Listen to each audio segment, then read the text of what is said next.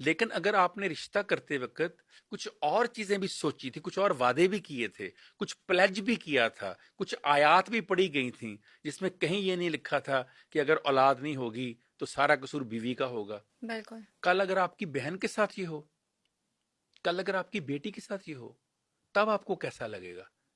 जब आपकी बहन और बेटी होती है उस वक्त आप कहते हैं बहनोई को और अपने दामाद को कि टेस्ट करवा लो, और जब आपकी बीवी के साथ होता है तो हम वही रवायती मर्द बन जाते हैं। राइट। ये असल में एक मुनाफकाना तर्ज है हमारी बिल्कुल। सोसाइटी की।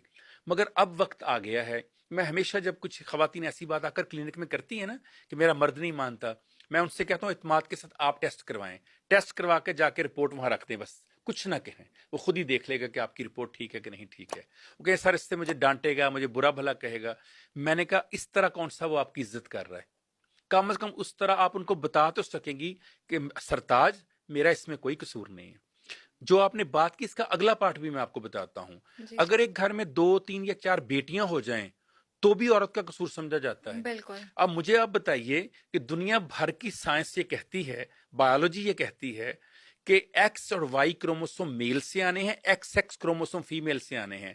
यानी फीमेल बेटा हो या बेटी हो सिर्फ एक्स क्रोमोसोम प्रोड्यूस कर सकती है। तो फिर बिल्कुल। उसके हाथ में कहां से है बेटे पैदा करना या बेटी पैदा करना?